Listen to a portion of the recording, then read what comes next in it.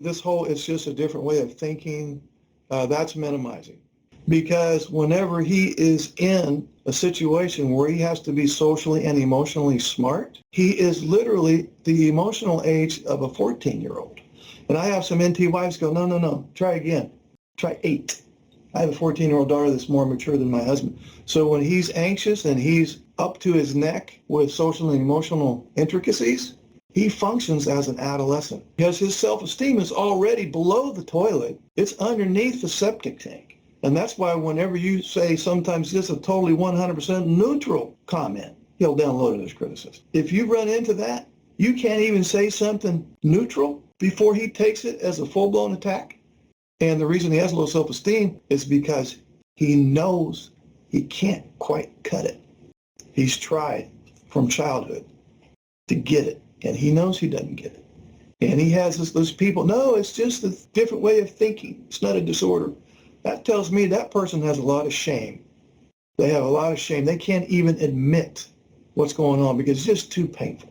There's no shame that needs to be involved. There's way more strengths involved with this disorder than there are weaknesses. We're on the programmable computer right now, Bill Gates. You've heard of Elon Musk in the news. Artists, engineers, computer programs, they're all over the place. There's no shame that needs to be involved here. So I'm not buying this as just a different way of thinking. Bullshit. You're not a bad guy. You have way more strengths than weaknesses, but let's don't sugarcoat, minimize, and call it something that it's not. It is a different way of thinking, for sure, but it's not just that. And a lot of these guys have shame. Healthy guilt is, I made a social blunder. I recognize it as a mistake. I'm going to work really hard to not repeat that mistake. I intend to do better. That's healthy guilt. We want that. There's healthy shame too, which is, I purposely hurt this person. I wanted revenge. I was resentful. I was hurt. I wanted to hurt them, and I did hurt them. I don't like it.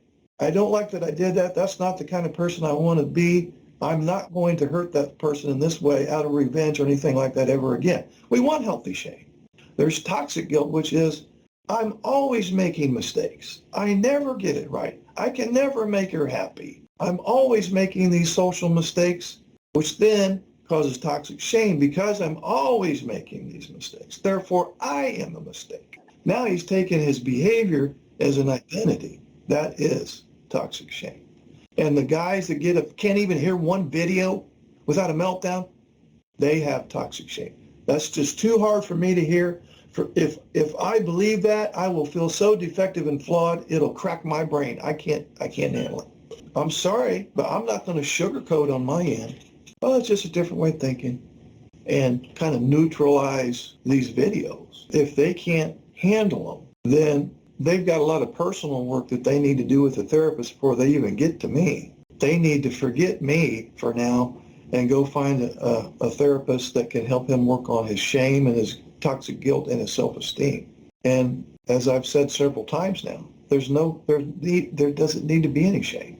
He is a very smart person, has a lot of good qualities, and some of the major contributions that we've had to humanity have come from autistic people. Way more strengths than weaknesses. And that's what I preach to them. Wake up. Turn around. Look at yourself. Realize that your strengths way outnumber your challenges. And what I mean is, you, as someone with ASD level 1, will have some skills and talents that a neurotypical male will not have. And when they realize that, okay, I don't need to feel ashamed. Why am I so destroyed if I think I might have some of those traits?